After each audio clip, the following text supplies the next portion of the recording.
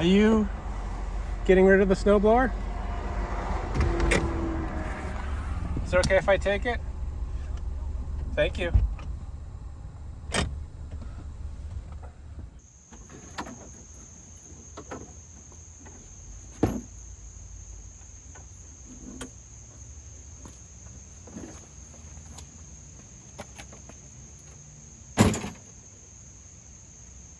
Hey guys, welcome back.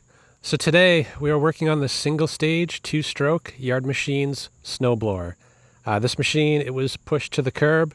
I just happened to notice it when passing by and was hoping to record me picking it up, but the owner was actually in the yard, so didn't get any good footage, but I did manage to get the machine home. Anyway, he told me it should run, but that the cable broke. And when looking at it, you know, the cable actually isn't broken, but it looks like the bail is, and the cable might be locked up or potentially the mechanism down there. You know, either way, it is pretty early in the season. It is early fall, so it's going to be quite a while before we can actually use this.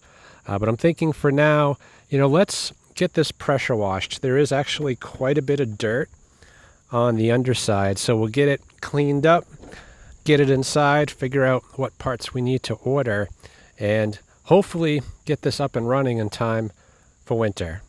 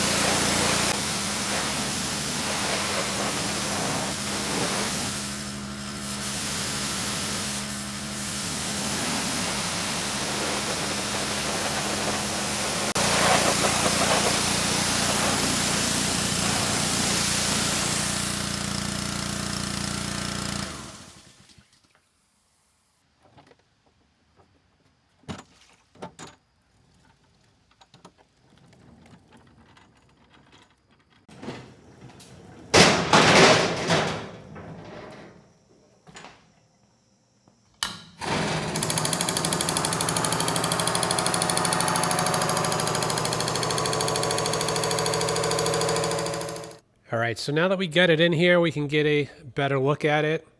And it's actually in pretty good condition. You know, for its age of about 20 years, it's really not in bad shape. You know, the primer, it is discolored, but it's intact. Starter button clicks. We are missing the key for the ignition, so we're going to have to do something about that. The engine has very good compression, so you know, it is definitely capable of running. But when I was outside washing it, you know, at one point I did try to rotate the auger, and it was kind of hard to spin. And given how this cable is pulled out, you know, I'm thinking right now the belt is engaged, and spinning that is likely turning the engine as well. So before trying to do anything as far as getting the engine going, I think I want to get this side cover off and just get a better look at what's going on here. You know, is it the cable that's the problem, or is there something wrong internally with the auger engagement?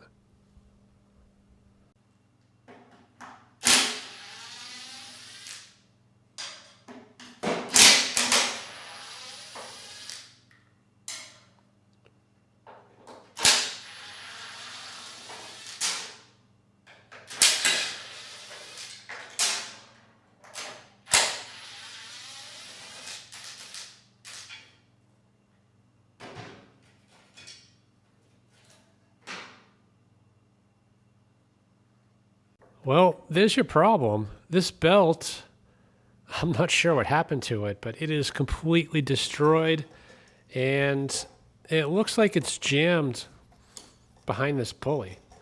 So we need to get that out. Obviously, we need a new belt, and the cable in question is right here. So this mechanism is not locked up.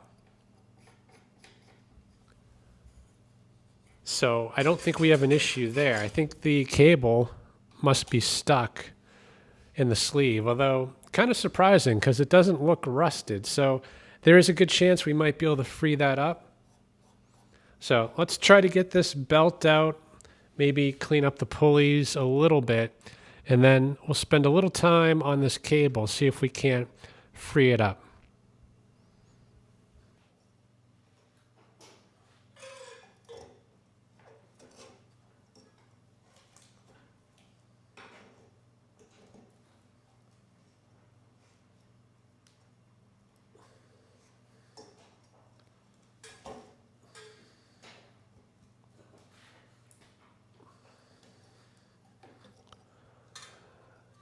Yeah, I'm actually going to cut the belt right here and try to pull it out the other way. I think that'll work.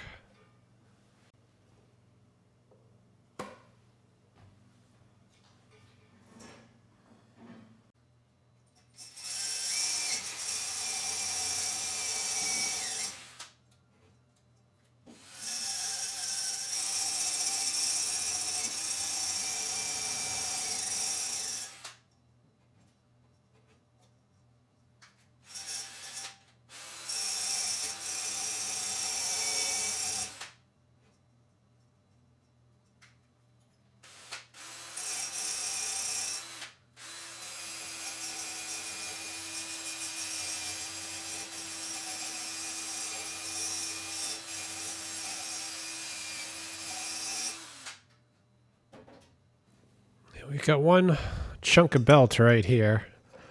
The wire wheel is not getting out.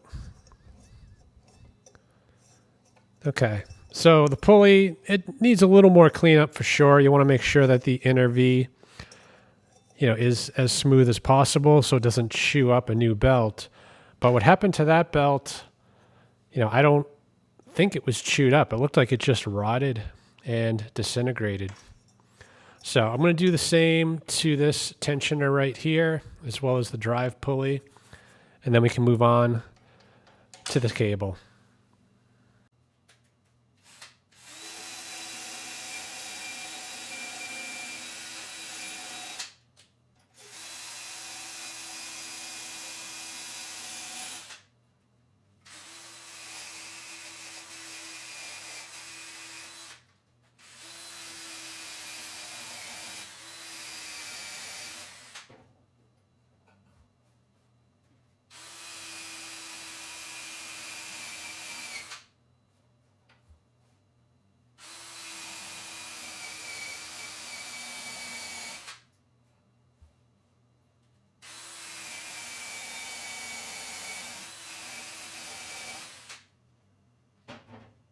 So this cable has to pull down to increase the belt tension.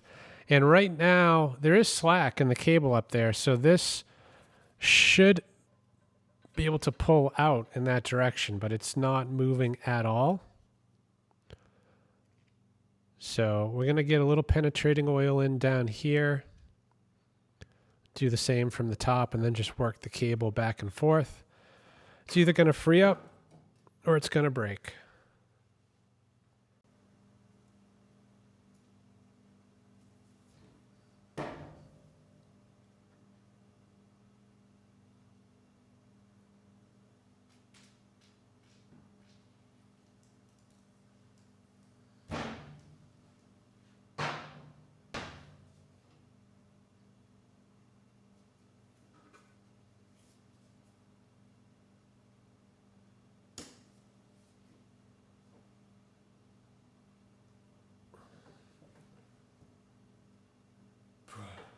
Nope.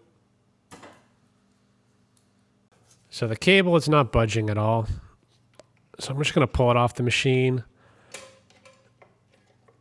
Might be easier to free it up that way. Otherwise, got to pull it off anyway to get a new one installed. So I think we do need to loosen up, or at least remove that nut, take this tensioner off altogether to free up the spring, and then we can remove the cable.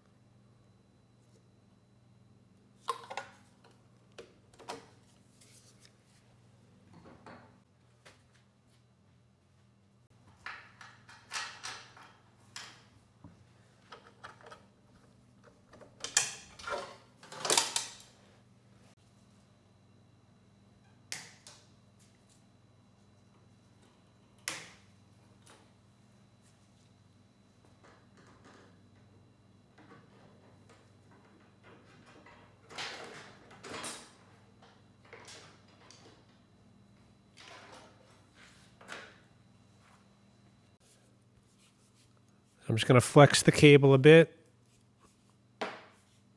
see if we can break up some of the rust that's holding the cable.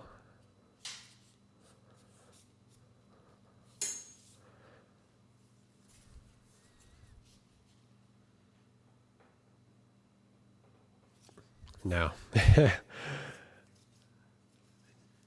Deceivingly good-looking cable from the outside. Not so much on the inside. I think I'm going to call it on this cable. I've been trying to free this longer than I should, and it's showing no signs of movement. So we need a new cable for sure. Obviously a new belt, a new bail. So we've got a growing list of parts we need and an ignition key. Now, I assume it's in the off position right now, but I'm not really sure. The label is not too legible. So I do want to check for spark next, and doing that might be a bit of a challenge, although I'm hoping that this might be the spark plug access right here. So let's try to pull that off, and with any luck, the spark plug is under that cap.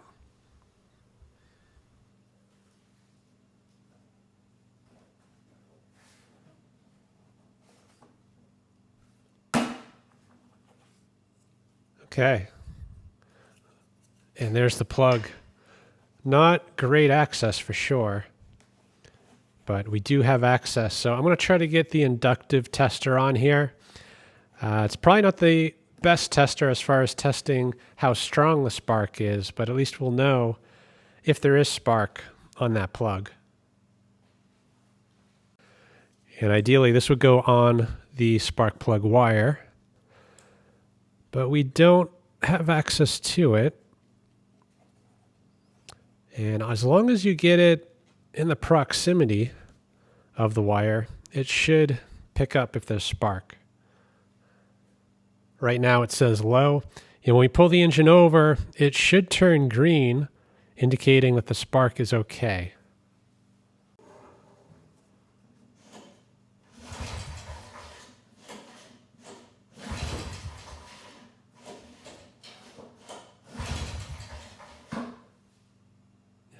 Okay, and we don't have spark, which is not a big surprise. That ignition switch is likely off.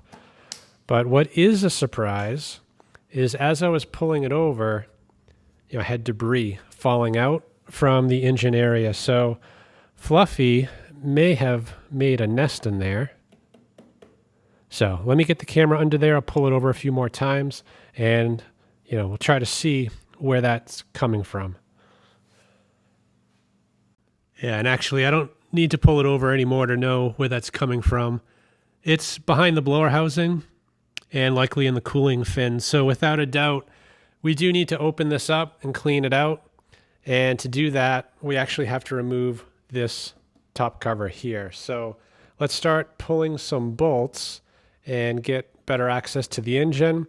And that'll also give us better access to the switch, so we can bypass it for now to get spark on this engine.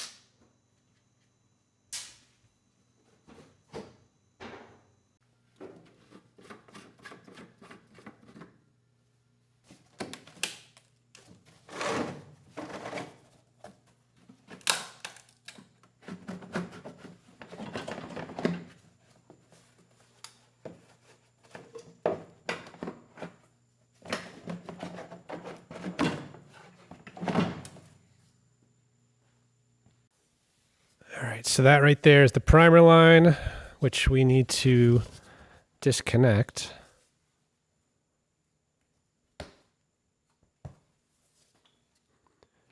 And the ignition wires are right here. Just unplugging this actually should bring spark back. If it comes off.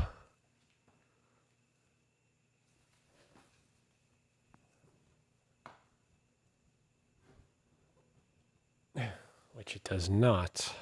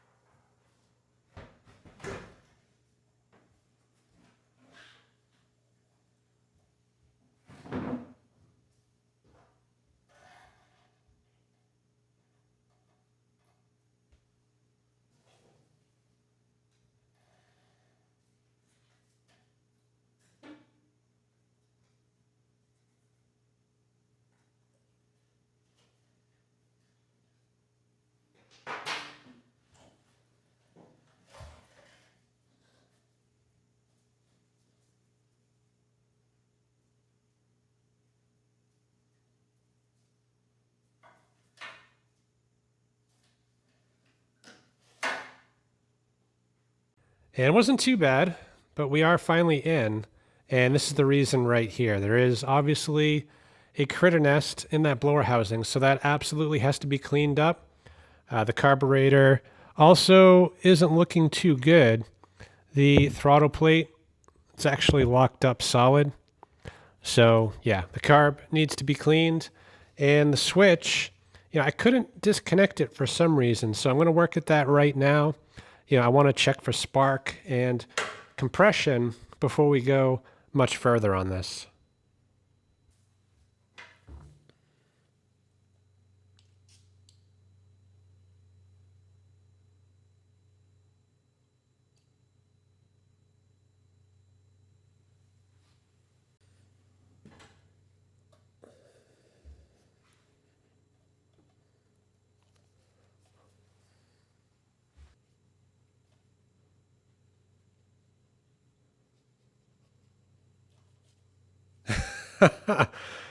Well, that one's no good.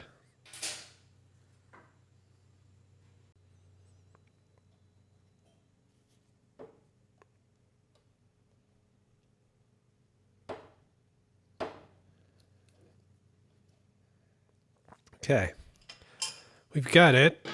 And the problem was this pin right here. It just was kind of rust jacked in place. But with this disconnected, we should have spark, because the sole purpose of this switch is to connect a source of ground, which is the wire right here on the top, connects it to the coil to ground it out, which goes behind the flywheel. So with that disconnected, we should have spark. Let's check.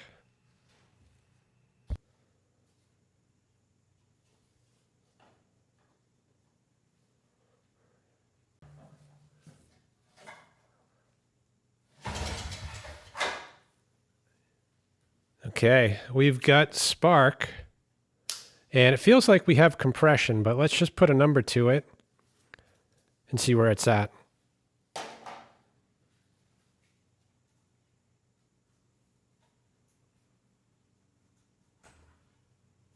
Ooh. And that is a pretty corroded plug, so yeah, although it might still work, I think we're going to replace that one.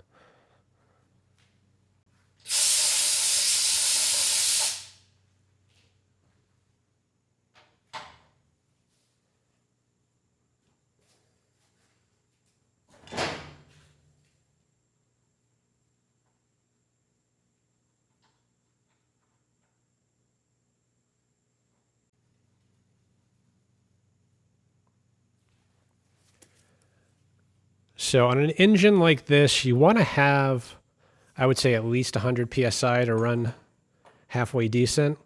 If it's lower than that, the engine may not start, or if it does, it'll run poorly. But 100, anywhere from 100 above, the engine should run pretty good. So let's pull it over a few times and see where this one comes in at.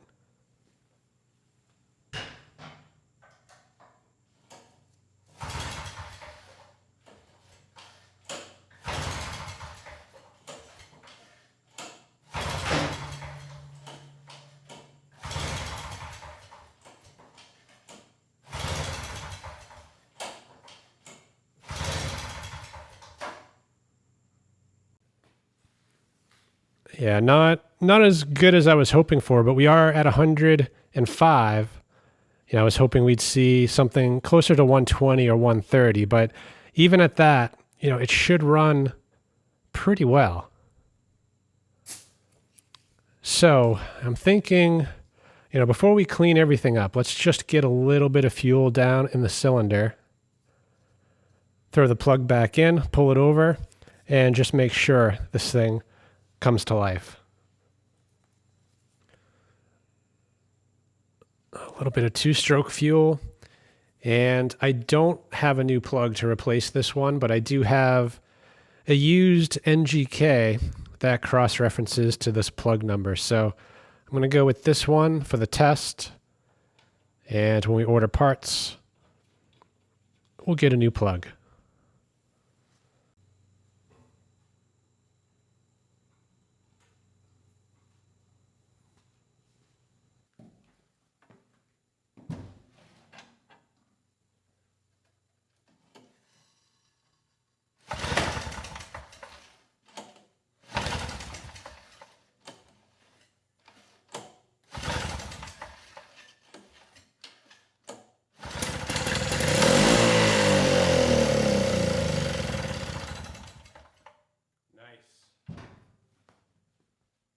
I was getting a little bit worried. It took a good few pulls with no signs of life, but thankfully it did come to life. And the engine sounded really good.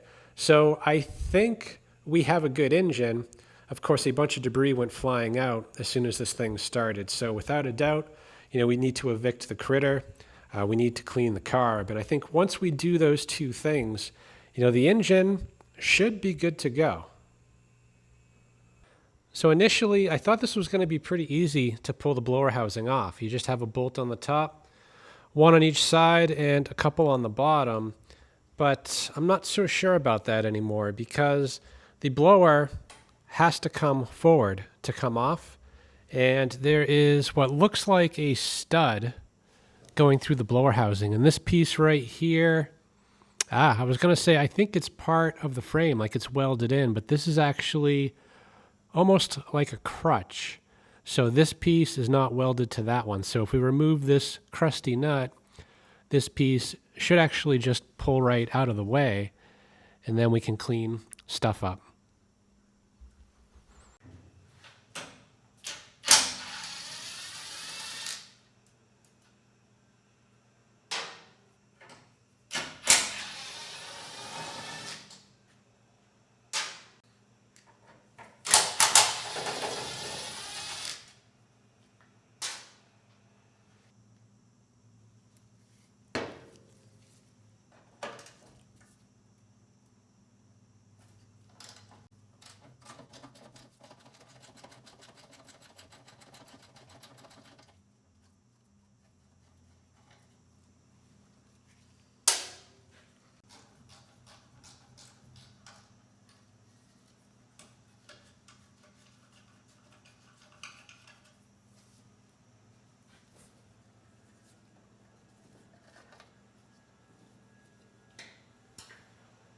And I'm going to get the fuel line out of the way. I mean, we technically could probably leave it on there. It doesn't have to be pulled to get the blower housing off, but it will make it easier. And we're going to clean the carb anyway. The tank, I believe, is empty.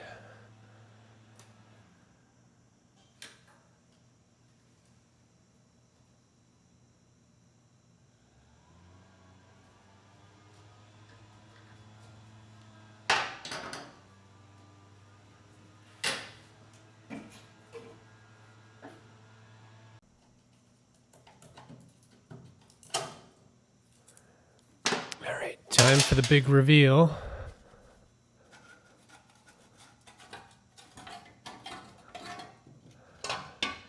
Yeah, and not terrible. Critters seem to love making this on top of the coil. Doesn't look like there's anyone home. So we get this vacuumed out, blow out what's left, and then we should be good.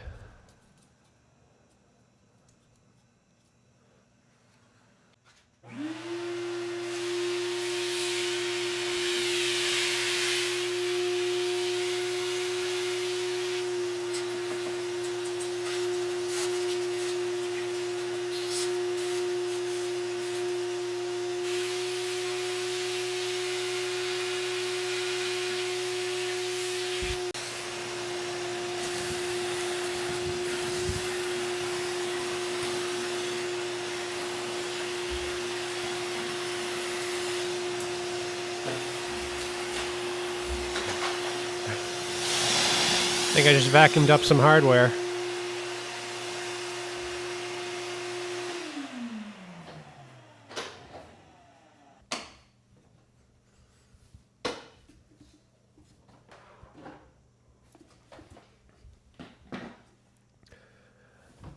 Yep, I did vacuum one up, so thankfully it wasn't buried too deep in there.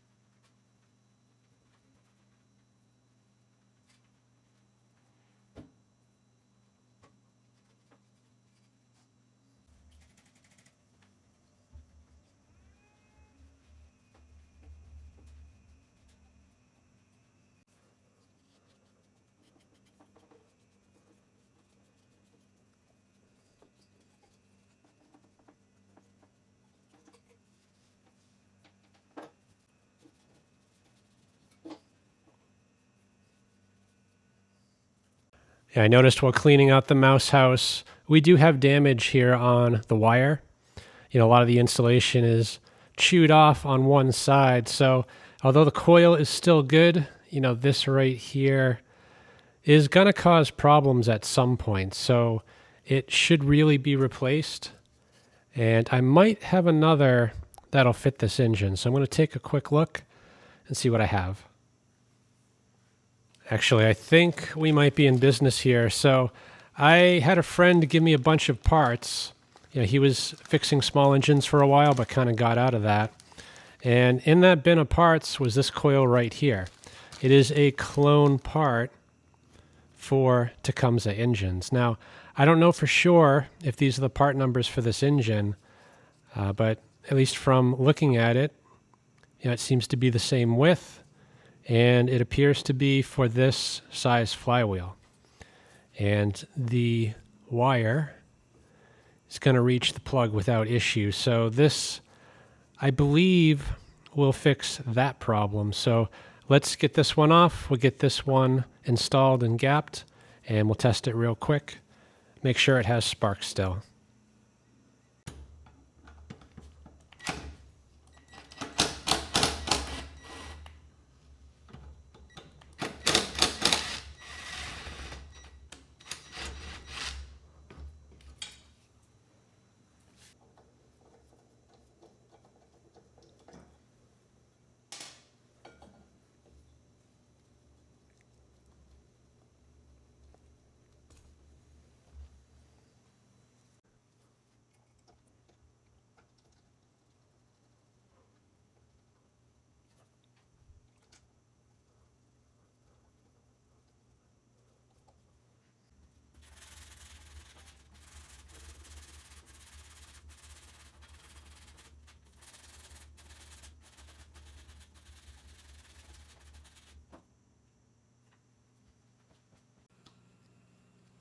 All right, we're going to set the gap here.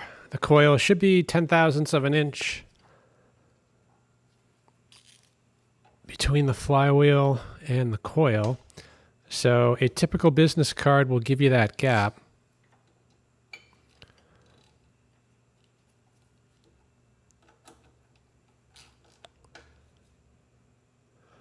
And theoretically, that is it. So remove the business card and then rotate the engine at least once around. Make sure that there's no contact between the flywheel and the coil. And in this case, I think we're good. So let's make sure we still have spark with the new coil. So we'll use this inline tester so we can see the light up. And I'm also going to use, or at least try to use, the electric start. So I've got an extension cord here. It's not plugged into power yet. So we'll do that from a distance. And assuming it doesn't immediately go up in smoke, we'll push the button and see if the starter cranks the engine. Okay, we're plugged into power. So far, so good. So I'm going to hit the button, keep an eye on the light.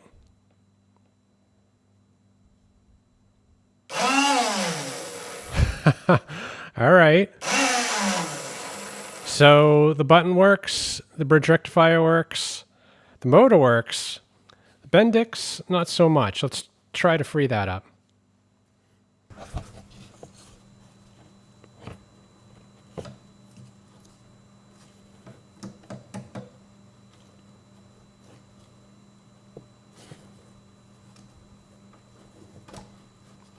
Oh, there we go. Starting to move.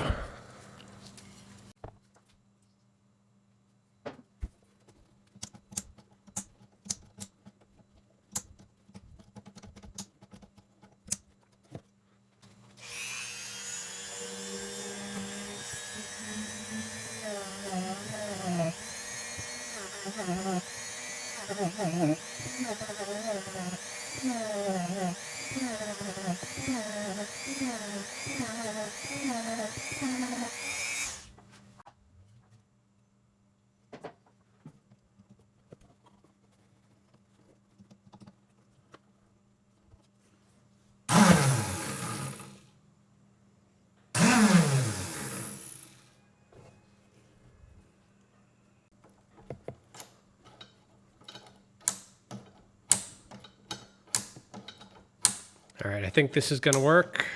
It's completely freed up. Let's hit the button. Almost. Man, that is close. So I don't think the issue is the gear now. It's probably this piece right here, which screws in, that pushes that gear in place. So, you know, I don't think anything's missing here. It actually feels pretty good.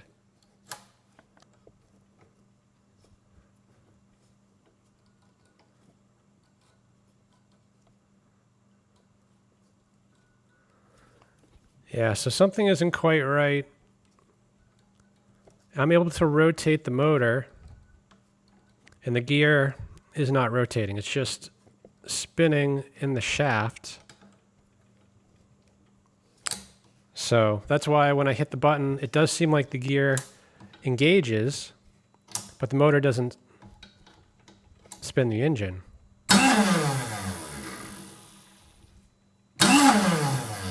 Although I say that.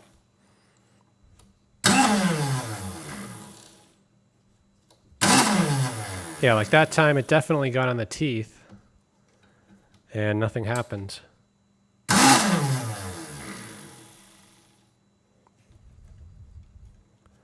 So something must be stripped out. I'm going to study this a bit, see if I can't figure out what the issue is.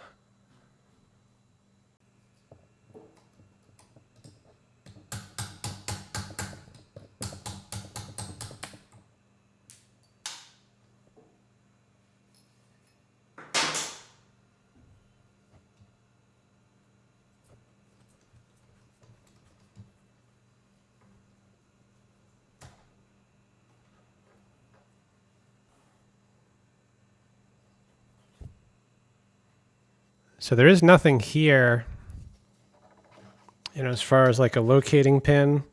I was thinking initially that maybe this, when it spins and makes contact, that maybe this would engage that, because this is the only part here that's threaded. You know, this is just a straight shaft, no threads on the gear. So this has to hold that gear in place. And it does. Although, interestingly, if I spin it counterclockwise, it loosens up. Actually, should I hit the button? Probably a bad idea. Let's do it.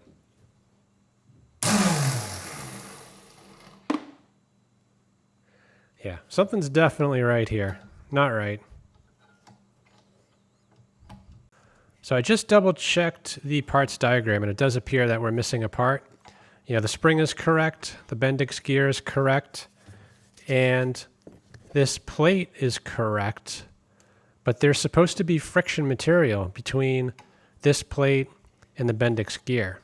And that is completely missing. So that's why the motor spins, but the gear just kind of freewheels. So we cannot use the electric starter without that friction disc. Well, the good news is at least we freed up the parts, and this will work again if we replace that missing friction disc. So the picture I saw of it looks a lot like a piece of plastic, so likely the old one just disintegrated and fell off the shaft at some point. So that is easy enough to fix, but I really don't want to order any parts for this yet until we get the engine running for more than a second. I want to make sure that the engine is 100%. So I am going to get the starter recoil back on. We'll just pull it over manually, check for spark, and then we'll move on and get the carb cleaned up. And because we do need a part on the starter, we can't actually get the cover back on the machine, because ultimately this recoil has to come back off again to install that missing part.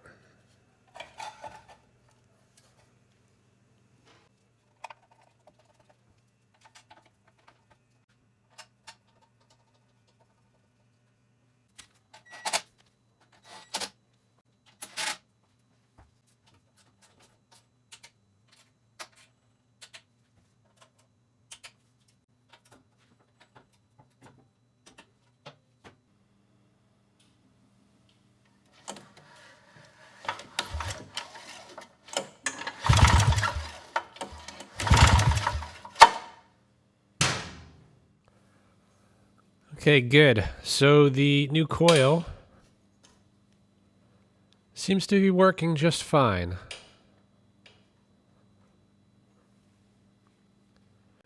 All right, so we've got spark. I think fuel is the big outstanding item here. Now, snowblowers, they don't have air filters, but I do find this a little bit odd. You know, this piece right here, I would expect would be facing down. So I'm going to have to double check the parts diagram, but like this, you know, any water that comes from above is going to get funneled right in. And you can see there is some rust on the plate. The throttle plate is rusted. So yeah, I'm not giving this carb much of a chance, you know, given that we do see rust here and the throttle plate is locked up pretty solid.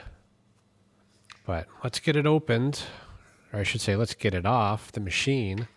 We'll get it opened up and see how bad it is.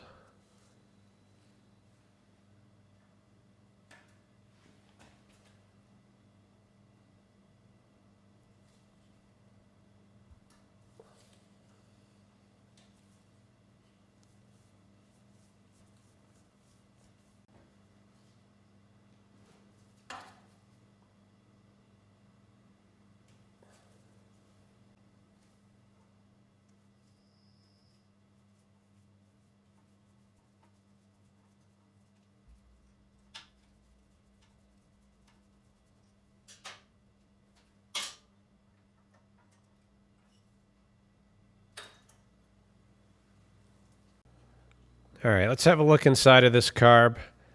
You know, this one I give a very low chance of cleaning up, but I'm kind of hoping that the two-stroke oil might have preserved the inside. Hopefully better than the outside. And yeah, this is a mess. So the bowl looks disgusting. Not sure what all that is. I guess it's water. Although it looks like it will clean up, so maybe there's not any rust in there. The float is split. And I believe this is a brass float. Needle is stuck. And there's a lot of junk in there. But this, I think, actually will clean up. You know, if we could get the needle out, replace the float, you know, I'd say this has a chance of cleaning up, at least on the bottom half. The big question here is, you know, all this corrosion up here on the top half. You know, will this clean up? Not so sure about that. Anyway, let's see if we can get the pin out. And I'd say the possibility of that pin coming out is pretty low. But can't hurt to try.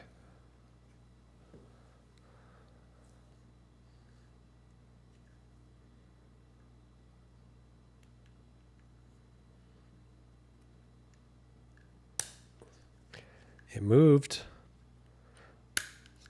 Wow, I can't believe that's coming out.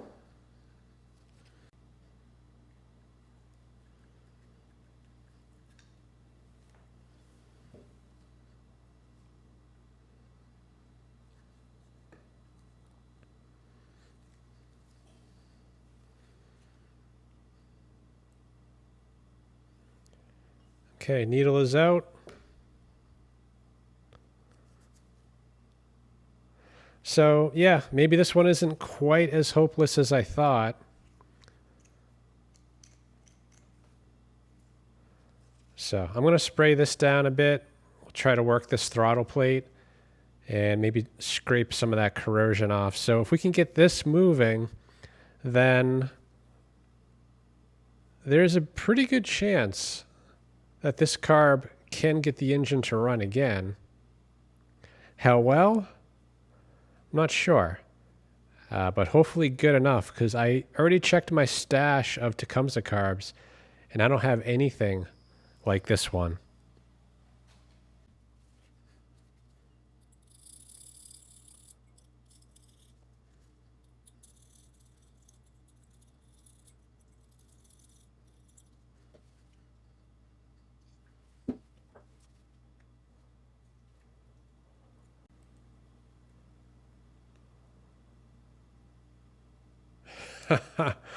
It just moved.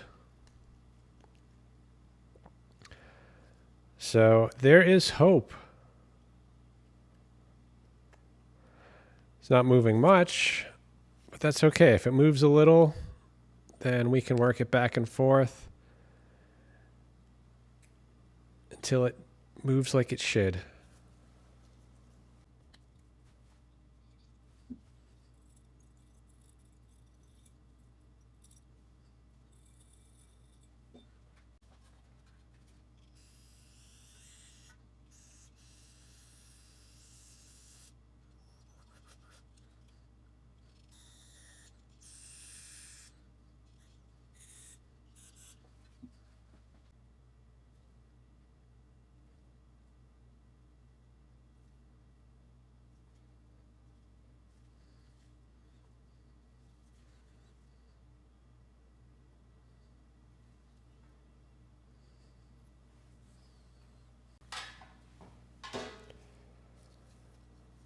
So I'm going to pull the seat out.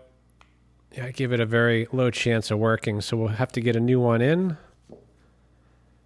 And I'm also going to remove the emulsion tube, which I don't like doing on these because they're plastic, and I'd say about half the time they end up cracking instead of coming out.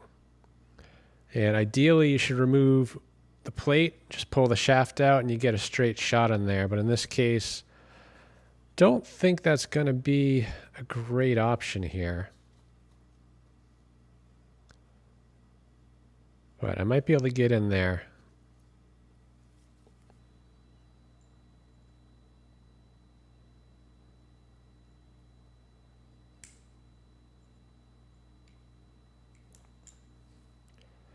Nice. It's actually coming out.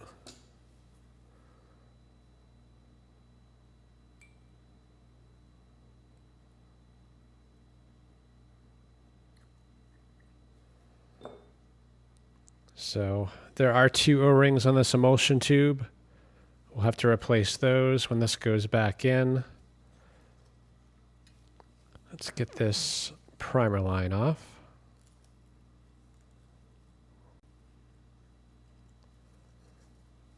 And we'll set that aside. So really, I think it's just the throttle plate at this point.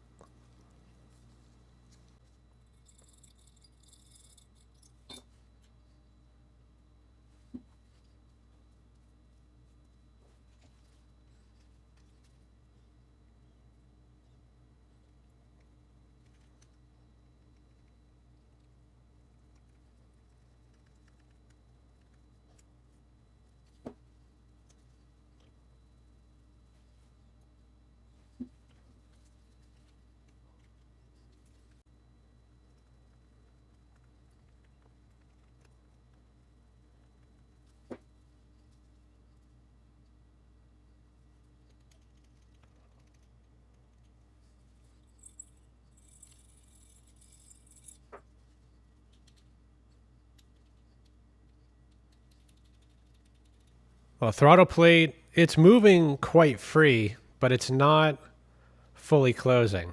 And I've been scraping for quite a while, and I'm not making any progress. So there is a slight possibility that the plate could be misaligned.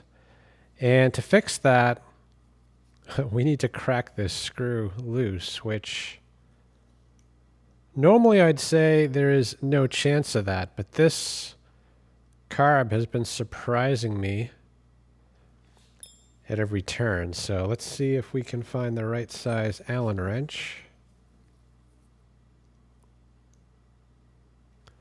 and try to break that screw loose.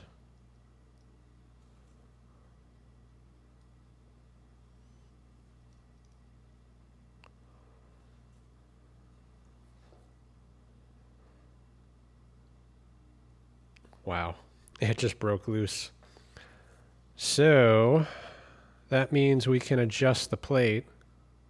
Yep, it is loose in there now. But it's not making a difference. So I think the plate was fine. But now that this screw is loose, we can actually remove the plate, remove the shaft, and clean it up properly.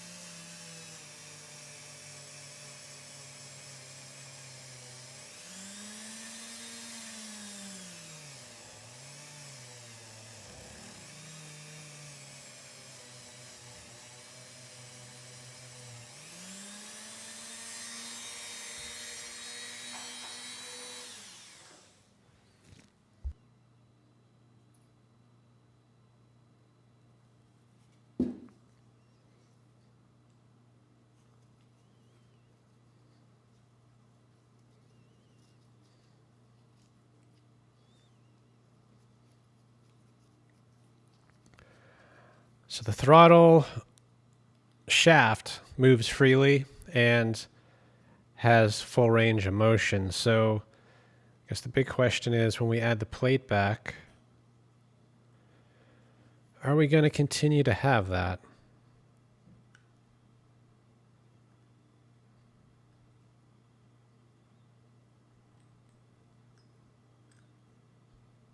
I think we will.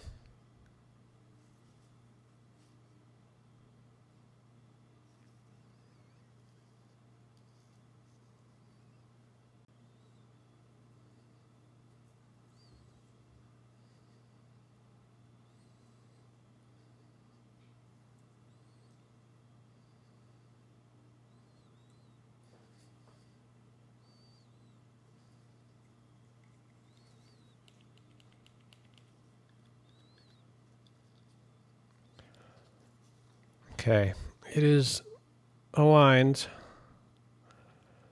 So we'll snug up this bolt, or screw rather. Double check that it's not binding.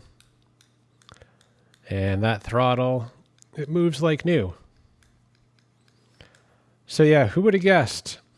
Anyway, as far as the other parts go, I do have extra Tecumseh carbs, not like this, but the floats are fairly interchangeable, as well as the needles. I do have new O-rings for the emulsion tube. I don't think I have a new seat. I do have Briggs seats for Briggs and Strattons, and they're about the same size, so we might be able to get away with that in the short term, at least long enough to try this thing out. So I'm going to give this a very long soak, and then we'll get it back together.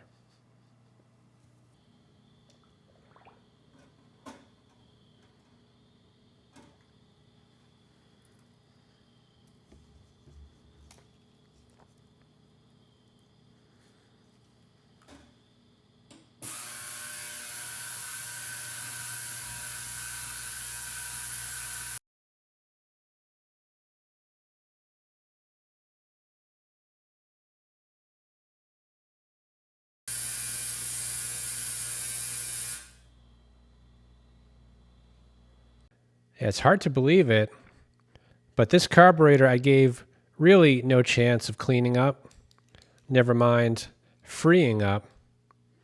And, you know, based on the way it looks right now, I think it's going to run the engine pretty well. So I've laid out a few parts here. I guess first off, I'm going to swap out the bowl gasket with the one on the right. It is a used gasket, but it is better than the one we pulled off. We have some new O-rings for the emulsion tube, and the needle that came out, you know, besides looking terrible, the actual pin is just rusted away. There's really nothing left. So I did find a brand new one that seems to be the correct part. So we'll use that instead. And as far as the float goes, you know, I believe this carb has a brass float. This carb, I almost hate to steal it from, because this carb looks to be in fantastic condition, but it runs poorly, at least on the HM100 that I took it off of. And I put a new carb in its place, and that new carb ran the engine perfect. So although this carb looks good internally, there is a problem. So it is now a parts donor. So let's get that pin out. You know, potentially we might steal this bowl gasket. It actually looks to be even better than the one I already set aside.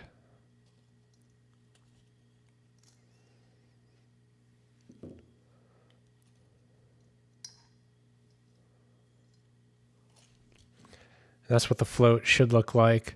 So this one, it must have been full of water, because it just expanded, rounded, and cracked. Yeah, I've never seen one actually do that.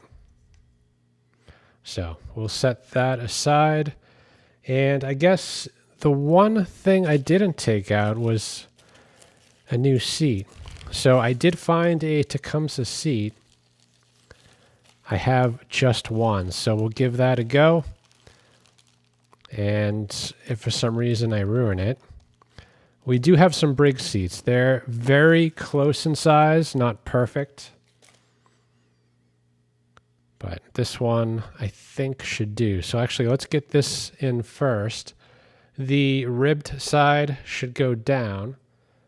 So I'm going to use the installation tool to install it. If you don't have this, the proper size drill bit will do as well.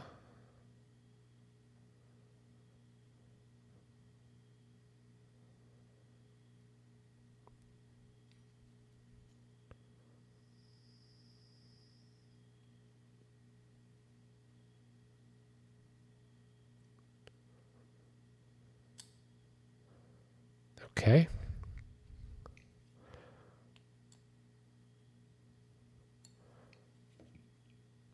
And we'll get some new O-rings on here.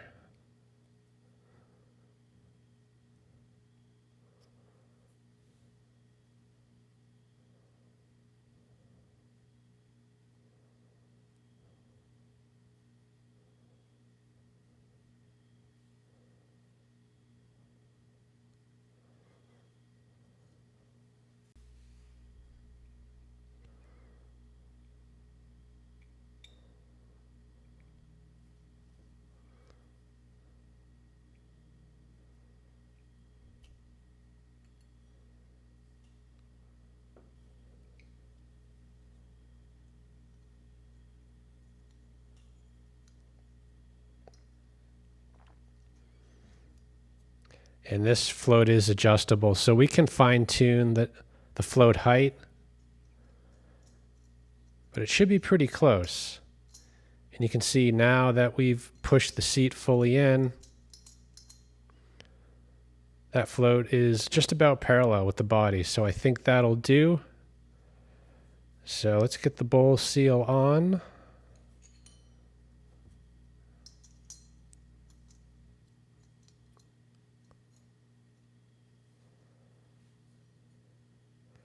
And this bowl, it is usable, but the other bowl from the parts carb is pretty much perfect, so we're going to use that. This ridge right here aligns with the hinge.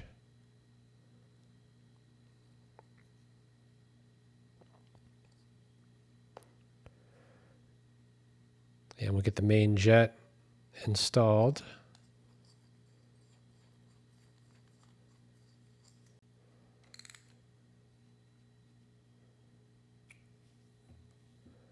Okay, and theoretically that's it. This should run the engine. I guess the question is how well? So that we won't know until we start it. Now this Carb 2 actually doesn't have a pilot circuit. I did test that. That is not drilled out. You know, usually there is a pilot jet in that spot, but this one doesn't have it, which kind of makes sense because this machine does not idle. It's set to run at 1 speed. So let's get this bolted back on and try it out. Actually, before we get this bolted on, let's just test the function of the needle. It's a lot easier to test when it's not on the machine. And given the starting condition of this carb, it makes sense to test. So yeah, needle seems to be doing its job. The flow of fuel has stopped.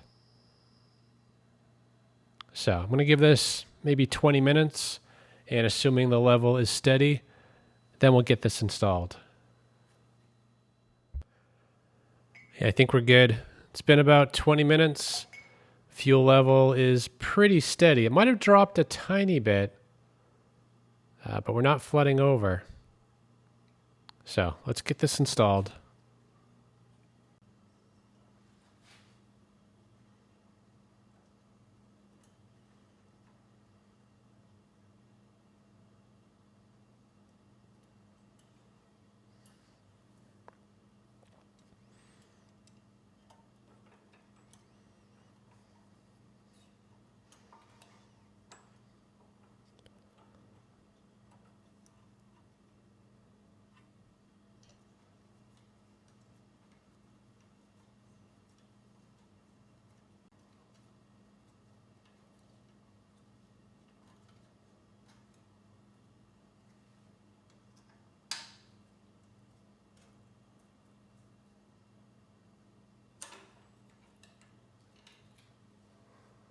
So we are just about ready.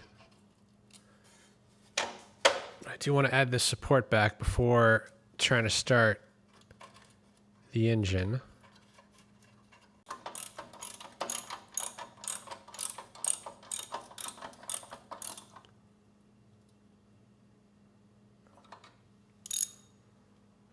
So we just top this off with 2-stroke fuel. And before trying to start this, I do want a way to shut it down. So I did reattach the ground wire. You know, I don't have a key yet, but oddly enough, this Briggs switch seems to fit. Not 100% correct, but it does go in. So this will allow us to shut it down. For now, we'll set it to run, close the choke, and let's try to start it. And actually, let's plug the primer line. Yeah, I'm not sure if that would be considered a vacuum leak, and we'll just prime it manually. All right, it is the moment of truth. You know, the question is, will it run? And since I manually primed it, I'd say yes, it will. But how long will it run? How well will it run? Let's find out.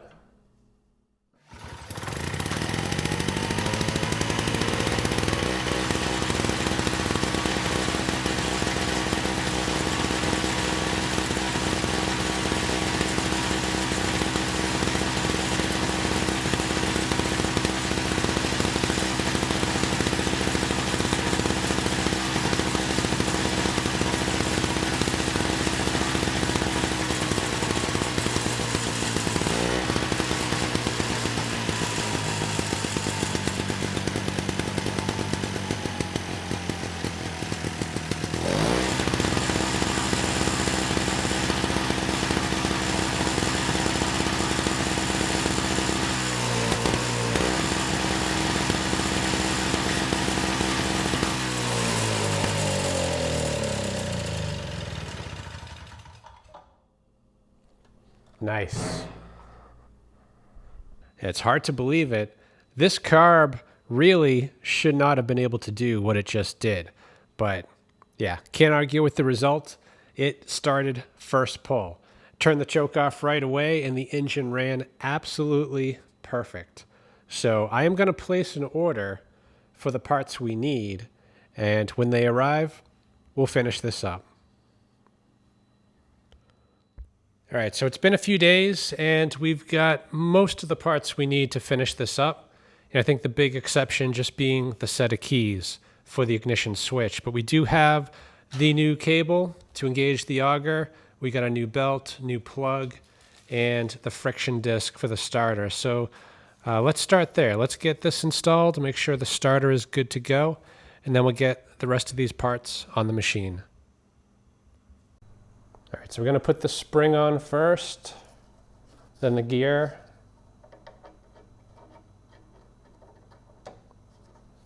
and next will be the friction disc. So make sure you put this on the right way.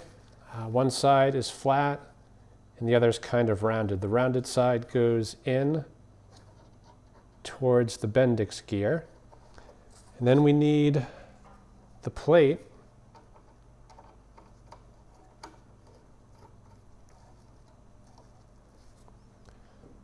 and there's a nylon washer that goes right there.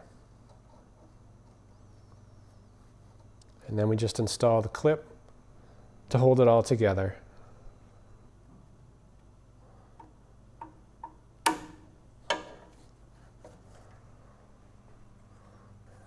All right, let's try it out. So we'll apply power and hit the start button. Nice. Works a lot better now. All right, the starter is pretty much good to go, and that brings us to the cable. So the new cable's on the right, the old on the left, and I've got them aligned right here, just comparing the parts. And we have a problem. The new one, it is shorter by a few inches, and because of that, it's not going to work out. So that kind of throws a wrench into really most of what we have planned here. You know, I think we could probably get the belt on and the plug, but we are going to have to wait for the proper cable before we finish this up. And there's also two different belts listed for this model. So I want to make sure I get the right one. They're about the same, although one is a 1/2 inch shorter and 1/8 of an inch more narrow. So this one is a 1/2 inch, seems to be the proper fit. I guess the big question is, will the tensioner take all the slack out? So I'm going to install that temporarily and just make sure.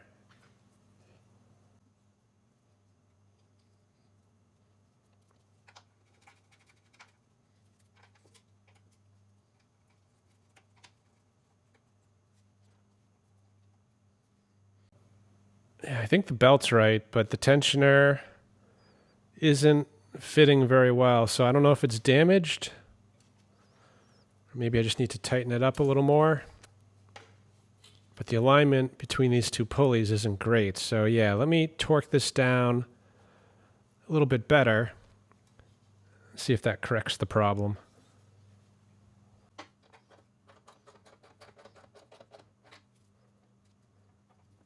Yeah, actually I think that's going to be fine. The alignment looks decent. The tensioner can definitely take the slack out. So the belt, I think, is going to be good.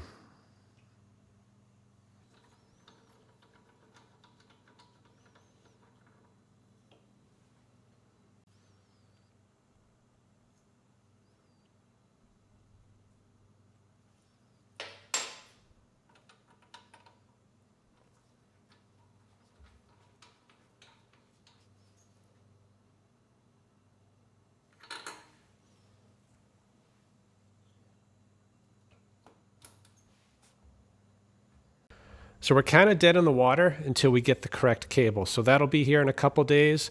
And I did pull off the belt and tensioner because there is one more problem I want to take a look at. These wheels, although they're in good condition, they don't spin very well. They're actually pretty tight. And for a machine like this that is not self-propelled, that's just going to add to the challenge of clearing the driveway. So I'm going to get these push nuts off on both sides. The other side is in the same condition, and see if we can't sort this issue out. So the real challenge here is going to be just to get the push nut off. These are great for keeping wheels on axles, but they're not really designed to come off cleanly. Usually you're going to destroy the push nut, and being that this is a plastic wheel and we're going to have to pry against it, we're also going to risk damaging the wheels. But there's really no other way to get it off, and the wheel in this condition is no good.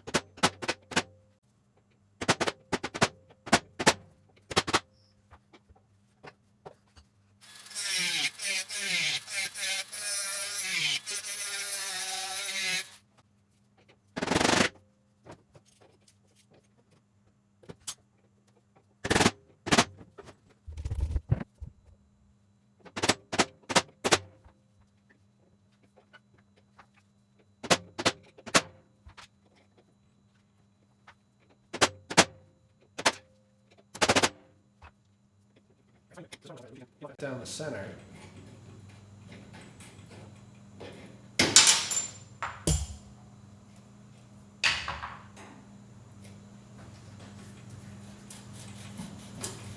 So the issue just might be rust jacking, because even with it pulled away from the body, this wheel still doesn't really spin. Yeah, so a little bit of sanding, I think the wheel will spin a lot better.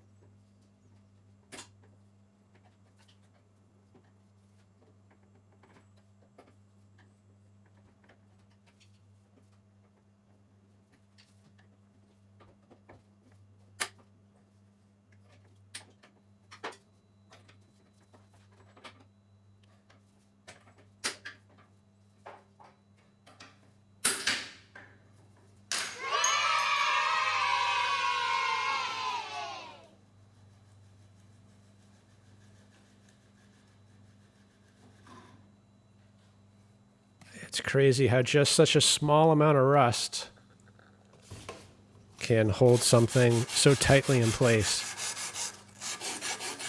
So this side was definitely worse than the other side.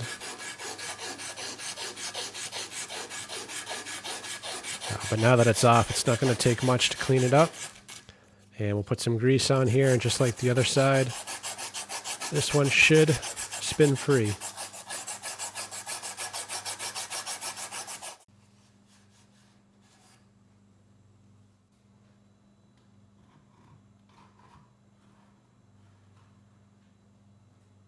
And to put these on, I mean, technically you could probably do it like this and just tap it, but usually I end up just hitting my fingers. So a better way is just use a socket. That way you have some space to work with.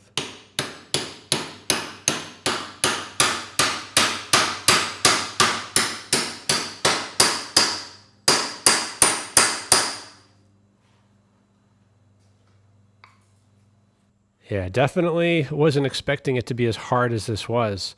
It took a while to get both of these wheels fixed, but they are fixed. You know, push nuts kind of on the best day are a pain. And in this case, it was probably the worst two that I've had to pull off. Now, these, they are held on just by two teeth. You can kind of see right here where it clamps around the axle. And the way that they're shaped, you can push it on, but if you try to pull it off, those teeth straighten out and tighten up. So usually you can see where those teeth are and get a screwdriver under there and just kind of work it until it comes off.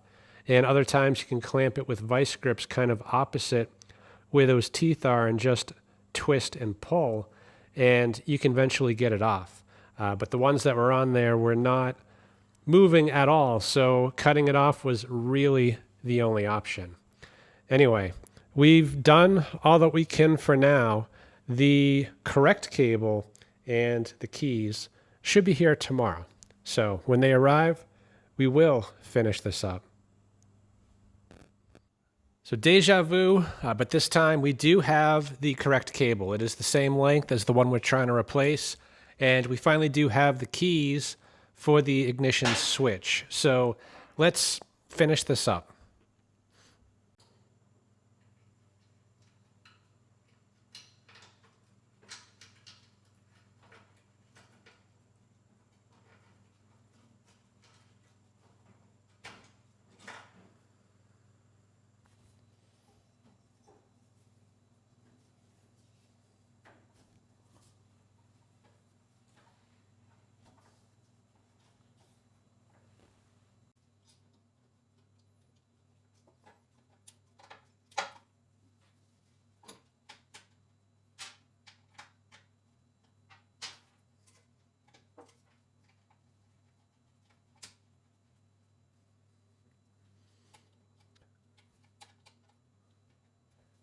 Yeah, I might have put this on the wrong way because the spring's going to hit the belt.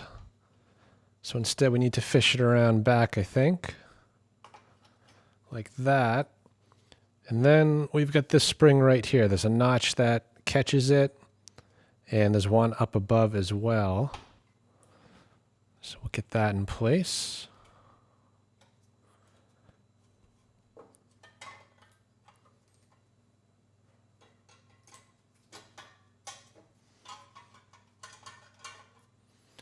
And all we need to do is tighten this up and put the cover on.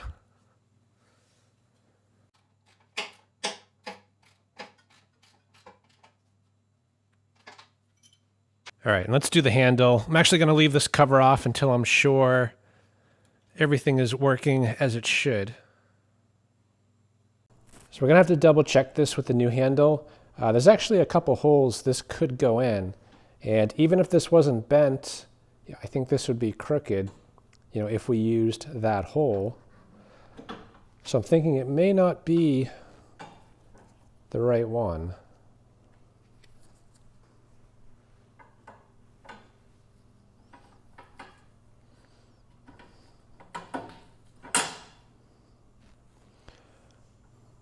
Yeah, I mean, that doesn't look right. And if we put this cable on in the highest position, so it's going to apply the most pressure, it doesn't engage the auger at all. So yeah, that's definitely not right. Let's move that up.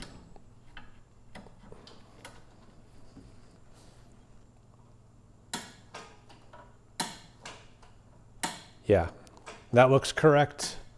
And it's engaging the auger quite well. Good.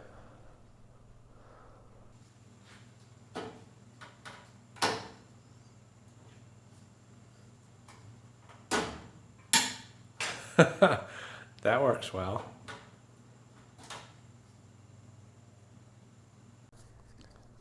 So this is an aftermarket part. And although it operates the auger properly, it doesn't stay in place. So I'm going to use a couple zip ties to help it out.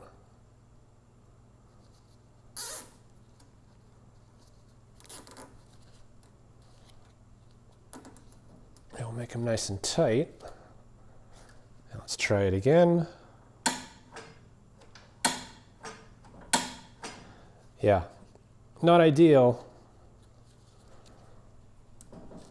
but it gets the job done.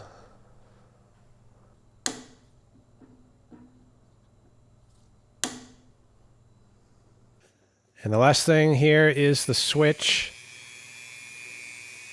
And then I'm going to restart it, before putting the covers on, just to make sure, that the electric start can start the engine, that the belt engages the auger, and that the switch can shut the engine down.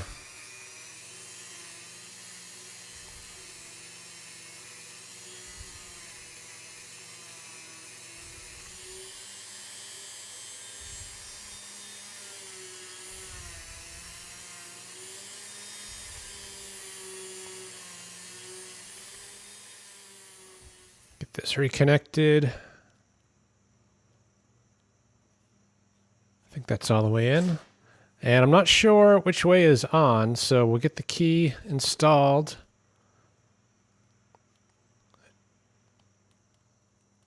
And I'm going to bet that to the right is on. So let me set up a little bit better. We'll crank this over with the electric start, and hopefully everything works as it should.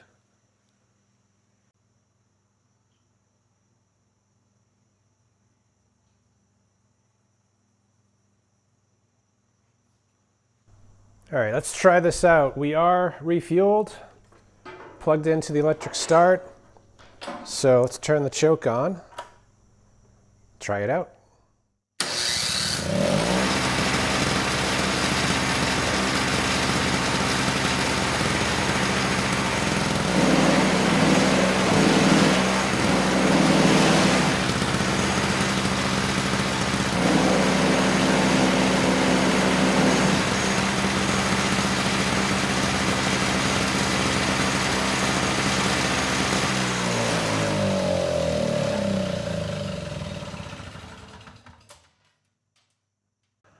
So I think we're good to get this back together. Everything seems to be working like it should. So I do want to get this cover back on the carburetor. And I did double check the parts diagram and they show it being installed exactly as we found it, which I don't agree with, but I've got to imagine an engineer thought this was the best way to do it. But it seems like it could go wrong, you know, especially on a snowblower. If any snow blows in here, or if someone leaves this outside and rainwater gets in, then this engine is done. Well, I thought we were done, but not quite. There is a little bit of liquid in that tank and a few chunks. You know, that liquid, though, looks to be water. And there is a bushing on the bottom of the tank. So, you know, doing this, although it seems to be empty, you know, that bushing is going to hold a little bit back. So we do need to clean that up before we plumb that into the carb. And actually, it's not too bad in there. Looks pretty dry. So that water, I would say, likely was just in the fuel line. So I'm going to add just a bit of fuel to flush the system out, you know, before connecting that line to the carburetor.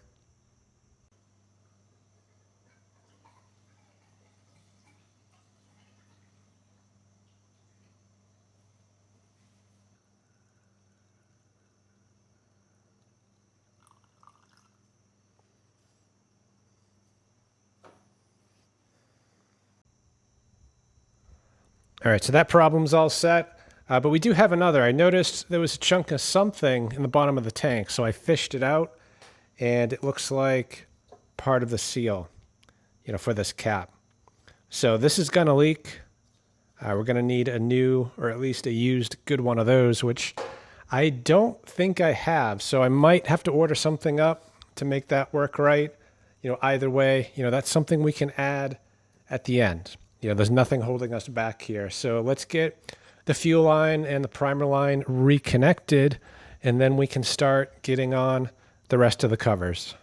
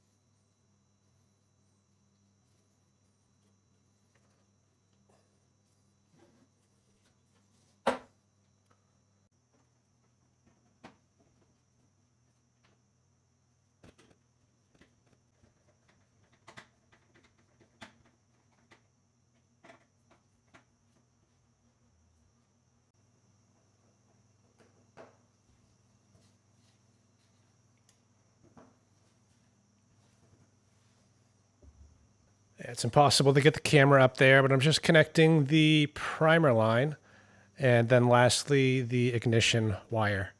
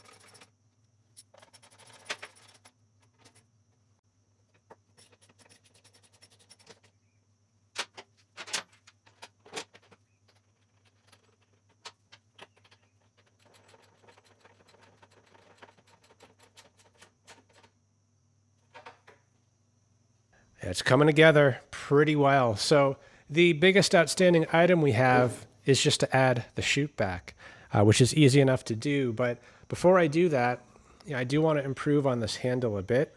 It is pretty sun faded, and we could paint it, but we could also use the heat gun to just melt the surface, which I tested over here. You can see that darkened up real nice.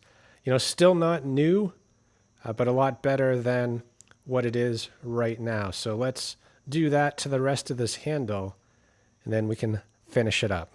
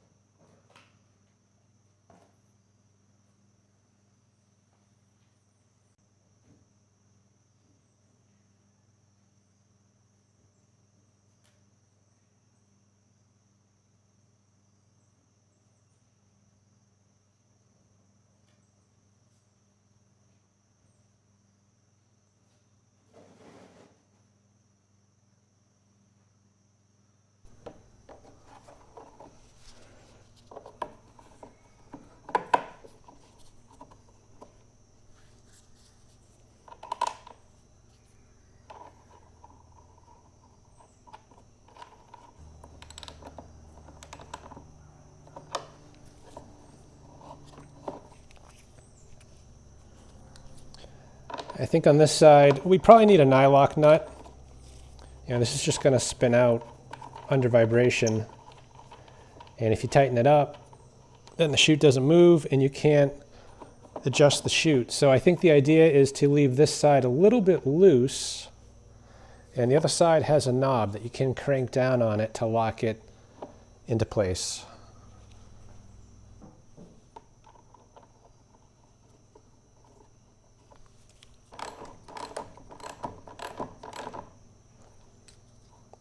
I'm going to back it up maybe a quarter turn. That should be good.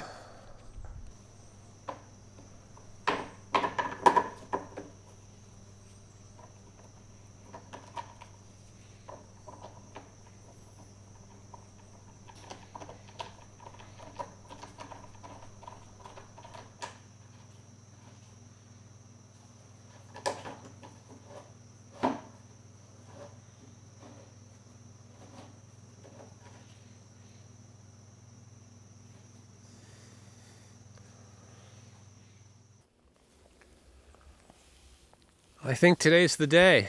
It is 3 months later, and we have our first snowfall. About 3 inches, which is perfect for that single stage snowblower. So, I've got a new cap. Let's put some gas in it. We'll get the new cap on and try it out.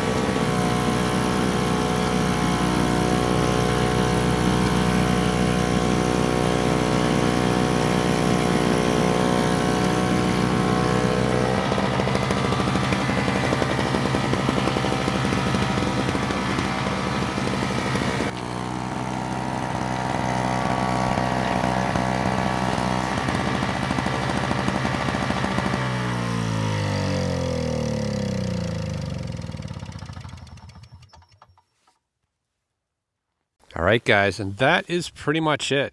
This machine performed flawlessly. I started first pull after sitting for 3 months and had no issues clearing the snow.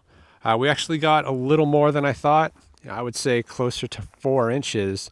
And I've always used 2-stage snowblowers that are 4-stroke powered. And this one actually kind of surprised me. I thought these things were inferior, but for a light snow like this, I would say 6 inches or less, these are actually easier to use and do a better job clearing the snow. So yeah, I usually sell what I fix, but this one might keep around a little while. So I hope this video helps someone. Thanks for watching.